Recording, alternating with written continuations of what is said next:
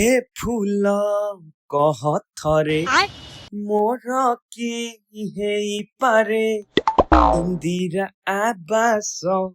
ଗୋସେଇ ନୋଳିକି ବହୁତ ଦିନ ପରେ ଆପଣଙ୍କୁ ଦେଖିଲି, କି ଭାଗ୍ୟ ମୋର। ନାଣ୍ଡୁ ବିଲ ଆଡେ ଯାଇଥିଲୁ କି? ଆଜ୍ଞା ଗୋସେଇ। ହଉ ଟିକେ ବସିବା ଏଠି ଗପସପ ହବା।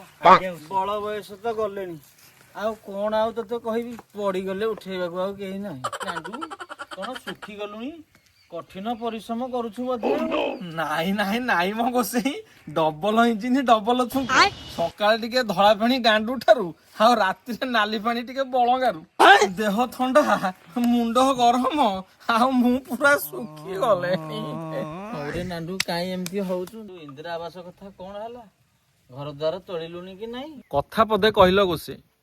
କାର୍ତ୍ତିକ ପରେ ପରେ ଛାଡ ଆଇଲା। ଗାଁ ଗଡିଆରୁ ଗୋଟେ 2.5 କିଲିଆ ମିଟିକାଳି ନେଇ ନନା ଘରକୁ ଯାଇଥିଲି। ନନା ତ ଭାରି ବେସ୍ତିଆ ଲୋକ। ଗୋଟେ ଅପାର ଫୋନ ଆସିଲା ଯେ ମତେ କହୁଛି ସେ ଢେଙ୍କାନାଳିଆ ସହିତ କଥା ହେଇଯାଅ। ହଇଏ ଗୋସେଇ, ସେ ଢେଙ୍କାନାଳିଆରେ ତ ନିଜ ପଛ ଅସମ୍ଭାଳ, ସିଏ କଣ ଆମର ସମ୍ଭାଳିବ କିଅ?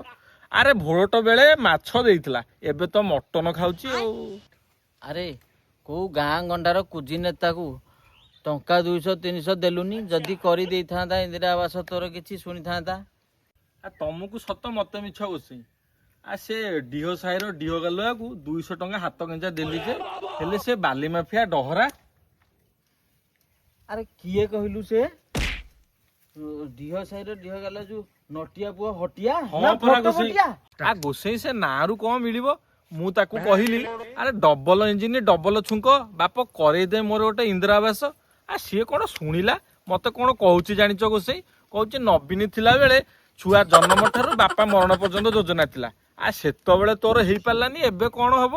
ଗୋସେଇ ନମସ୍କାର। ବହୁତ ଦିନ ପରେ ତମକୁ ଦେଖିଲି, ବହୁତ ଖୁସି ଲାଗିଲା। ଗୋସେଇ, ମୁଁ ଶୁଣିଲି କଣ ନାଣ୍ଡୁର ଇନ୍ଦିରା ଆବାସ ଟା ହେଇଗଲଣି, ବଜାରରେ ଚହଳ ପଡିଛି।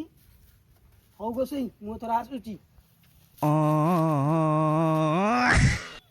ବେଳ ଗଡିଲାଣି, କଣ କେତେ କାମ ତୋର ଥିବ ମୋର ଥିବ, ମୁଁ ଯାଏ।